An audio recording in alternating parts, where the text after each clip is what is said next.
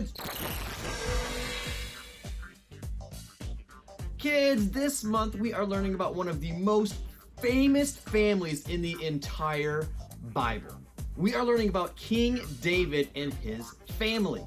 Now, remember the Israelites, God's chosen people? Well, King David is regarded by them as like their best king ever, like the greatest king in all of history. And that's a pretty big deal. I mean, this is God's chosen people, greatest king ever. And I mean, it makes sense. He was a pretty awesome dude. Like, he was an elite warrior who won lots of battles, and he had this elite warrior squad. Like, go read about them, David's mighty men. They're pretty awesome. And David was also a great poet and a great musician who wrote a bunch of music, and a lot of it is recorded in the book of Psalms in the Bible. David was pretty great, and he expanded their kingdom.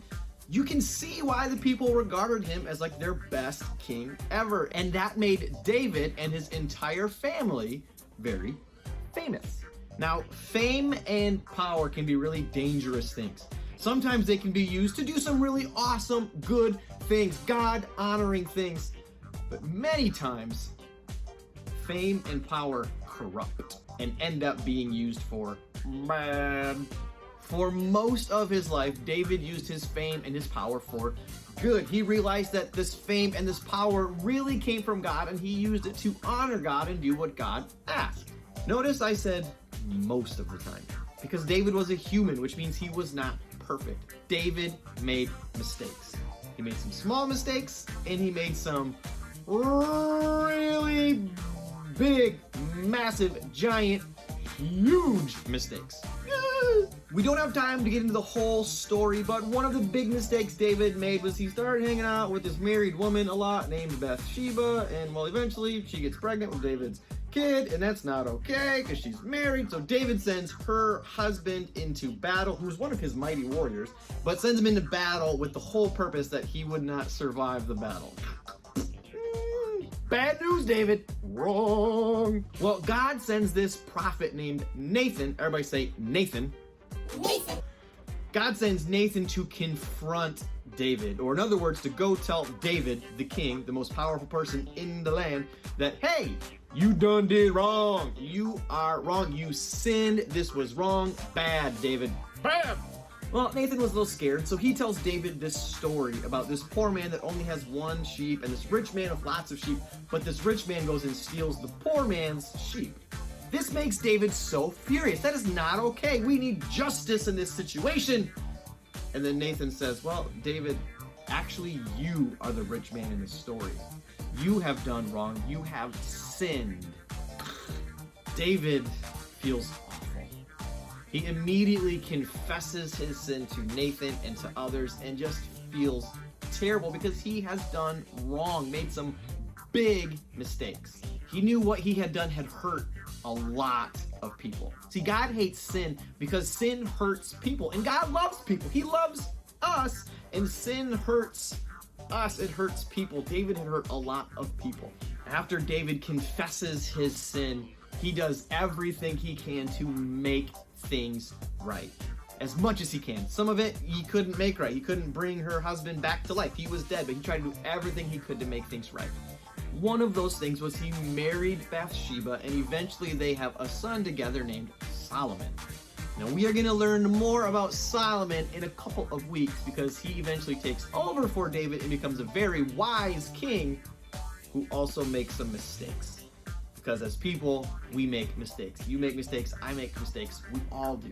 It's important when we make mistakes to confess it, to tell people, yeah, I was wrong and I'm sorry. Confess it to God, say I was wrong and I'm sorry. Also, to do what we can to make things right. Our big idea today is that when we make mistakes, we can make things right. When we make mistakes, we can make things right. All right, kids. Bye!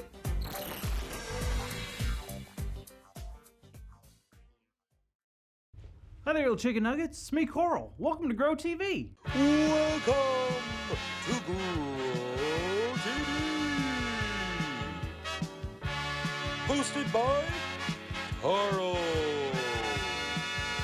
Where we have fun with our friends, talk about Jesus, and go over everything the Bible has to offer. Now, once again, welcome to GROWTV.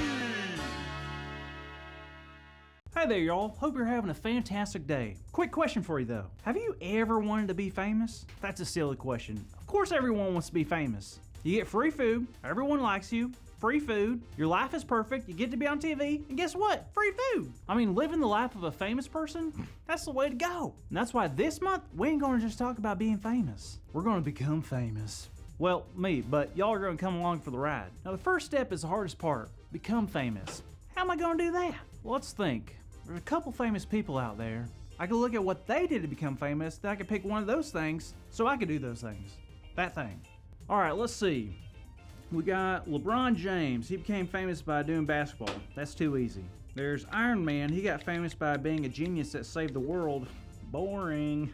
Man, I wish I could just find someone. Ah! I found it! I found it! You see, this gentleman videotaped himself dancing, and boom, he got 900 million views. And he got famous just for dancing? That's crazy. Wait, what if I did that? All I have to do is dance? That's genius. It's simple. This is gonna make me famous. I'll be right back. A few moments later. All right, I did it. I did a dance. Check it out.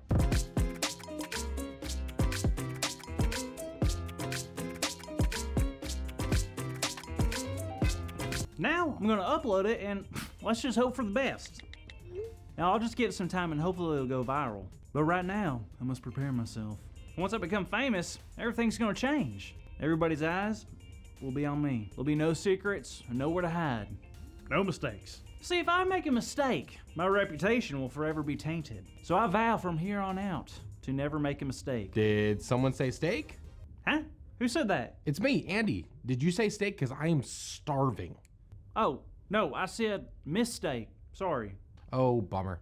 All right, well, I think it's time for our story. Are you ready, Carl? Sure am, but I'm gonna be watching some of these comments. People are loving this video.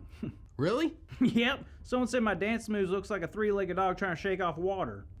That's good, right? Yeah, totally. Anyway, kids, we have a very interesting story today.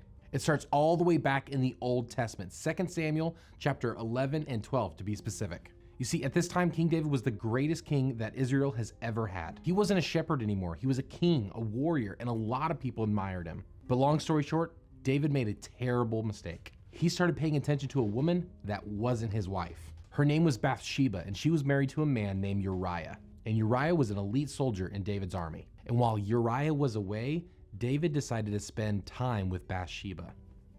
Yikes. Then Bathsheba found out she was going to be expecting a baby, and it was King David's.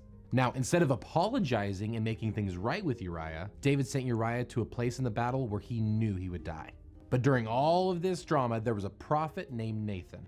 And a prophet is a person who is picked by God and God speaks to in order to spread messages. So when Nathan found out what David had done, he was very concerned and extremely upset. He decided to go to David and do something, and he started with a story. The story was about two men. One man who was very rich and had all the sheep he could ever want. The other man only had one small sheep, and he had raised it with his family all of his life. That sheep was all they had.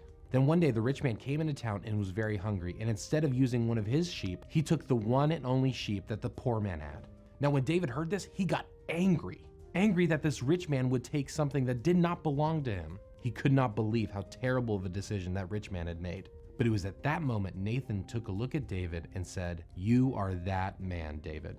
You see, David was just like that rich man. He took something, Bathsheba, that did not belong to him. David knew Bathsheba was married, but still decided to have a baby with her.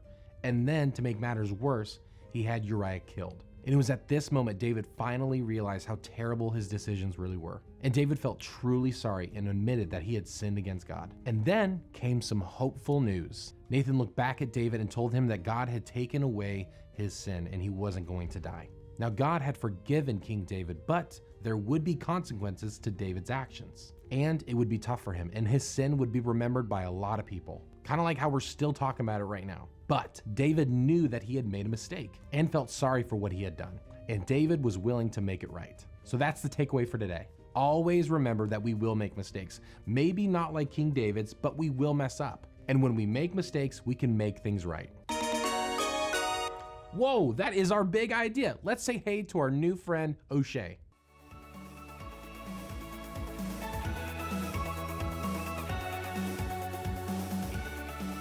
Thanks, Andy. All right, that was an awesome story. I think to remember what we learned, we should say the big idea out loud together. The big idea is when we make mistakes, we can make things right. Let's say it together. 1, 2, 3.